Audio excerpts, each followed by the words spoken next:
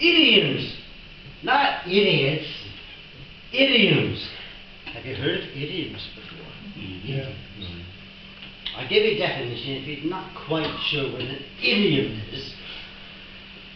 It is an idiomatic expression. There are phrases with meanings that are different, has different words in the meaning. It's a sentence. Whatever the sentence is different than what the words are in the sentence individually. Such as, break the ice. Now, what does that mean? That's an idiom. Everyone's heard that phrase, break the ice. Now, if you took those words individually, it just means physically breaking the ice. But, rhetorically, breaking the ice is a phrase to do what? I'm going to interact and I'm going to ask a bunch of you, what does break the ice mean to you mentally? Make a start. Make start. Huh? Yeah, you know, break the ice.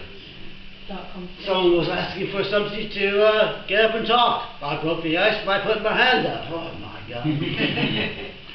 Another one is, let's cut the corners. That's an idiom. You're not going to chop them off unless you really mean it. But that's an idiom. Now, I'm going to go around. Everyone's heard of idioms. And it'd be interesting to find out what idioms kind of stick in your brain.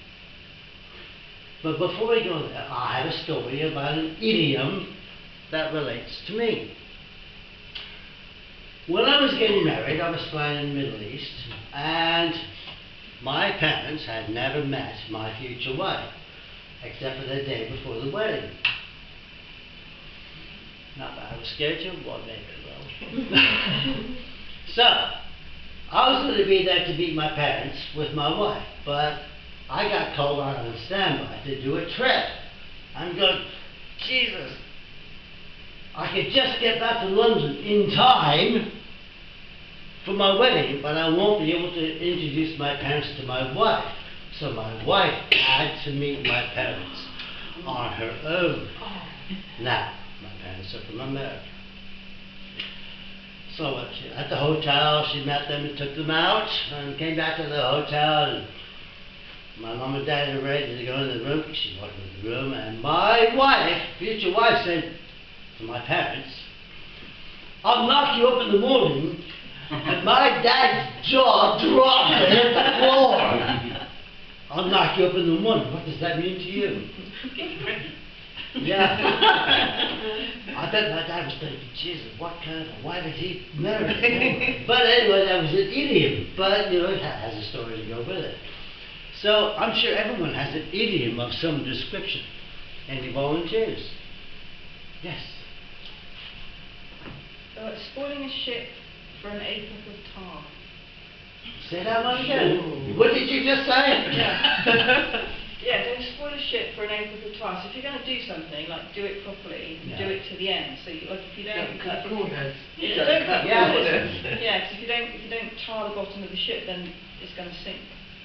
Good one. Yeah. Good. That's good.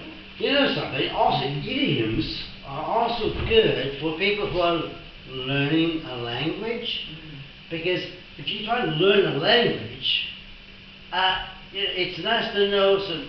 Every language, I'm sure, has idioms, and it helps integrate in society, and it helps you integrate with the language itself. Any more idioms? Pot calling the kettle black. Yes, that's a good one. So, what does that mean to you? It's when somebody is complaining about somebody else's behaviour, but it's actually them that are doing it. Yeah. That ship sailed.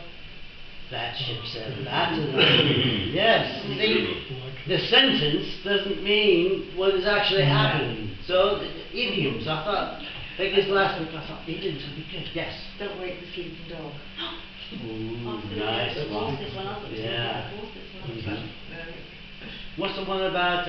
Yes, go ahead. Isaac. Yes. Cut the crap.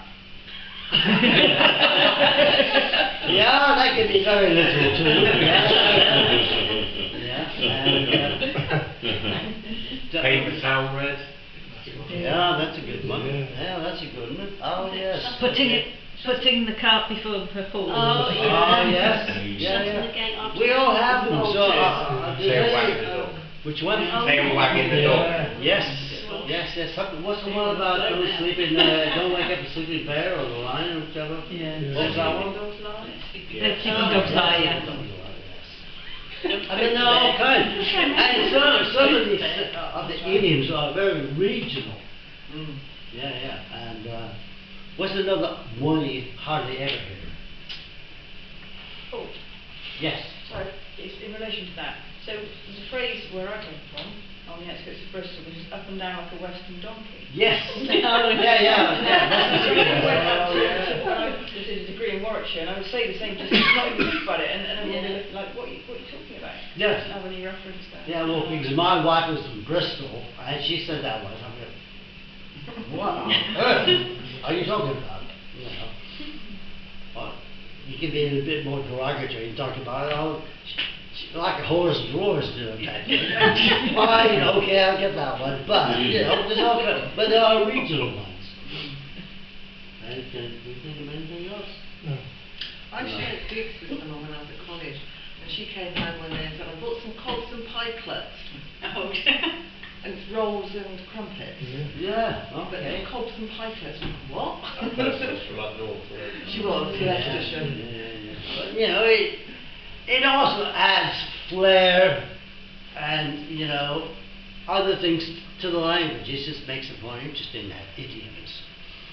I know I'm not coming up to my 8-minute mark, but I'll give you a couple more. The ball is in your court. Isn't it just? How about under the weather? We've all heard that. Everyone said this one. Let's break a leg. Really? Do I have to? But can you imagine someone who is brand new to the language? Let's break a leg. I'm out of here. Yeah. But I'm going to leave you with one idiom. Dead man walking.